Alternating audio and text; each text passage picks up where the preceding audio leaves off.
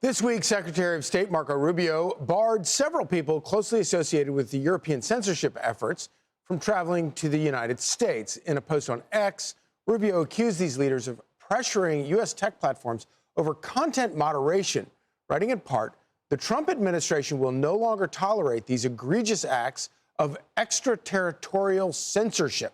Jonathan Turley is writing about this. He's a Fox News contributor and a George Washington University law professor and joins us now. So great to see you this morning, Professor. You've always been a clarion voice on this issue. And I think it's always important to start every one of these conversations reminding people that what we're talking about here with these censorship issues, efforts, is a government seeking to deploy government-approved speech. That's right. And, Secretary Rubio, Vice President Vance, President Trump have been outstanding. This is the first administration that is finally joining this fight and saying that they are not going to be passive as the EU establishes standards for free speech for Americans and American companies. In my forthcoming book, The Rage and the Republic, I talk about challenges to the American democracy in the 21st century. One of the greatest challenges is this global governance system, and specifically the EU. That is, the EU is exporting these standards. It's saying that it can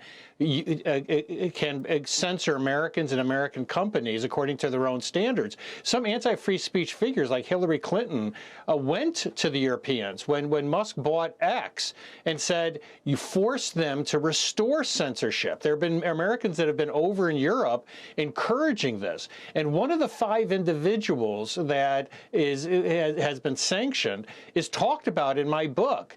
And Thierry Breton is an infamous figure. He was one of the key figures in creating this EU censorship system. And Charlie, the thing that I warn about in the book is that the EU is an incrementalist institution. They've always understood that people would cling to their national identity. But many people in the EU view nationalism as a dangerous relic. Right. And so throughout its history, it has moved slowly to get people to yield more and more of their national identity and national laws. This is an existential fight for the United States.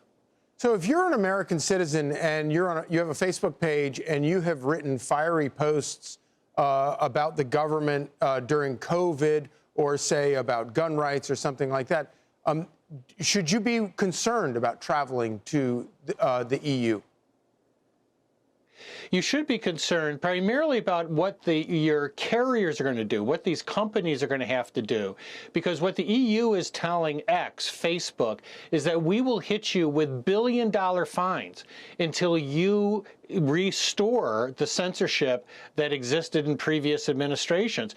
This guy, Breton, threatened Musk. When Musk announced that he was simply going to interview Trump when he was running for the presidency, he threatened him and said, the EU is monitoring you, and we may sanction you depending on what happens in that interview. That was an interview with the future re-elected president of the United States, where the EU is saying, we don't approve.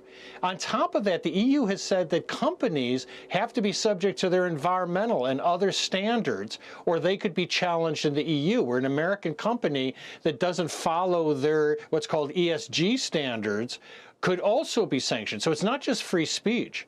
That's why people have got to wake up, and specifically Congress has need to see this for what it is, this existential threat to our sovereignty. Well, tyranny often changes uniforms, but it always looks the same. Professor Turley, thank you so much for your leadership and clarity on this issue. I'm Steve Doocy. I'm Brian Kilmeade. And I'm Ainsley Earhart. And click here to subscribe to the Fox News YouTube page to catch our hottest interviews and most compelling analysis.